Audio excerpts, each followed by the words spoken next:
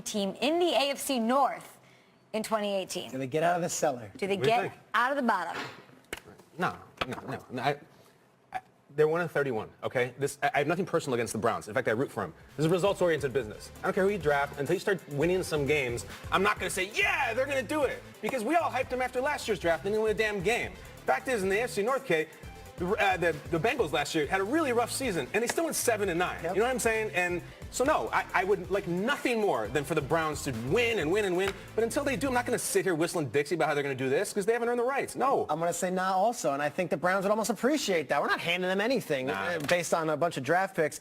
You look at it on paper, Jarvis Landry looks great. You know, Tyrod Taylor looks like a huge upgrade at quarterback. They could win some games, but that's really disrespectful to the Bengals, Ravens, and Steelers who have put good seasons together. I'm saying no. Yeah, I hear you on that. But I'm going to say, yeah, I'm going to jump in. And it's not because last year I said they were going to win 7 games, and that obviously wasn't correct. But I do feel like with the draft picks and them just getting one win early in the season, now, I agree with you guys completely, but it just takes one victory that changes everything. And it's not going to be a full work of the season where you say, okay, they're finally arrived. It takes that one game for them to believe in themselves and say, you know what? About getting the first win. That's it. You have to get it. And get it early. Get it out the way. It has to be within the first 3 weeks. If it doesn't, we will have another bad season. But I guarantee you this. They win within the first 3 weeks. We'll be talking about Cleveland turning the tide. Finally, we got over the hump. Now let's just be a better team than we were the previous season. Johnny Manziel used to be in Cleveland. Here's the last one for now, guys. Johnny Manziel will be top 3 on an NFL team's quarterback depth chart come August. So a backup's backup. Will he be on a depth chart in the NFL? Training camp. I'm gonna say no. I mean, here's the thing.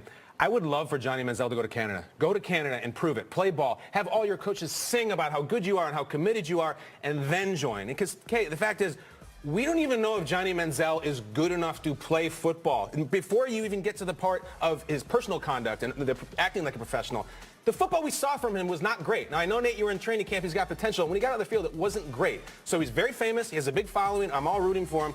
I'd love to see him go to Canada, kill it, and then come back down here. You're a little negative Nelly on this segment.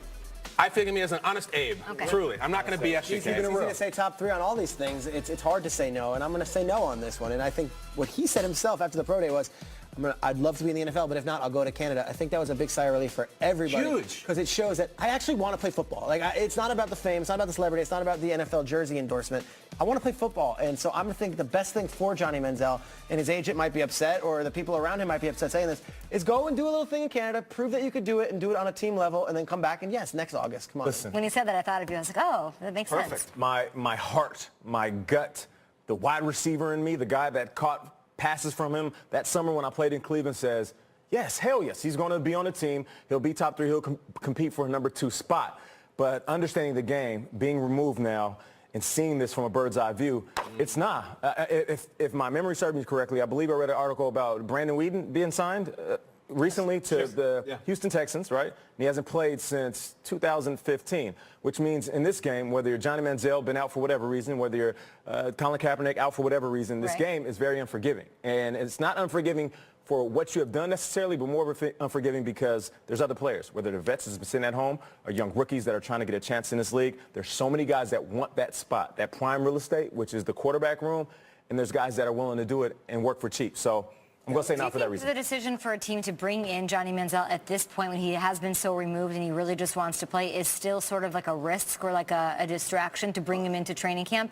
Is that going to be considered? For a day. Does he still like garner that? You saw we showed footage of the Texas A&M Pro Day. We broke into Good Morning Football to show it. But once training camp starts and all that, it'll still be like Johnny Manziel. It'll be a number 1 story. We'll be talking about it. Because that's going to play into whether or not teams even want to bring him in as the number 3. What's the point? If we why would I want to deal with that? I want Drew Stanton as my backup. I want Chad Henne. I want those guys who are lifers, who know how to step in. I mean, the idea, I know Jerry Jones has always fancied Johnny Manziel. Him going to Dallas, I think would be a disaster, truly, for him to sit there behind Dak. Dak did not have the greatest season last year, so that's what I'm talking about. I think that's a mushroom cloud. Love that. That is top 3 or nah. Great stuff, guys. The Legion of Boom has seen its share of departures. Find out what Pete Carroll's expectations